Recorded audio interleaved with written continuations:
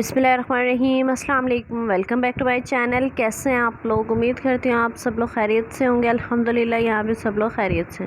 आज हम बना रहे हैं अरवी गोश्त और ये इंतहाई इजी रेसिपी है, लाजमी ट्राई कीजिएगा आप लोग भी। चलिए चलते हैं रेसिपी की तरफ। तो इसके लिए पहले जो है हम अरवी को फ्राई कर लेंगे और जब ये फ्राई हो जाएंगी लाइट ब्राउन करना है, डार्क ब्राउन नहीं करना, क्योंकि इसका सिर्फ वो जो लेस होता है वो थोड़ा सा हमने ख़त्म करना है और फ्राई करने से इसका टेस्ट भी अच्छा आता है। उसके बाद हमने गोश्त के अंदर जिंजर गार्लिक का पेस्ट और टमाटर का पेस्ट जो है ये ऐड किया है और एक जो है नॉर्मल साइज़ की प्याज ऐड की है।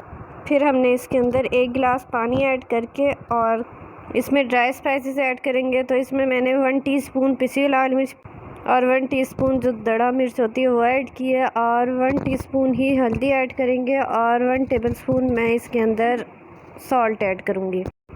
फिर इसके अंदर एक चिकन क्यूब ऐड कर दूँगी और थोड़ा सा पिसा हुआ धनिया ऐड करके, ये जिंजर गार्लिक का पेस्ट थोड़ा कम लग रहा था मम्मा को तो उन्होंने थोड़ा सा और ऐड किया था। उसके बाद इसको अच्छे से मिक्स करके और कवर करके रख दूँगी। ये देखिए इसका मसाला अच्छे से सॉफ़्ट हो गया है और जो चिकन है वो भी गल चुका है।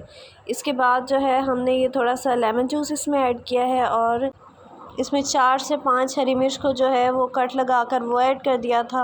उसके बाद इसके अंदर जो हमने अरवी को फ्राई किया था वो ऐड कर देंगे और इसको अच्छे से मिक्स कर लेंगे। अच्छे से मिक्स करने के बाद इसके अंदर थोड़ा सा और पानी डाल के और फिर इसको 5 मिनट तक कवर करके पकाएंगे और फिर इसको हम सर्व करेंगे। इसकी गार्निशिंग के लिए ऊपर इसके मैंने हरा धनिया ऐड किया है। उम्मीद करती हूँ आज की रेसिपी आपको बहुत पसंद आएगी। पसंद आए तो वीडियो को लाइक कर दीजिएगा, चैनल को सब्सक्राइब कर लें और फेसबुक वाले फॉलो कर लें। इंशाल्लाह मिलते हैं न्यू वीडियो में, तब तक के लिए अल्लाह हाफ़िज़। दुआ में याद रखिएगा।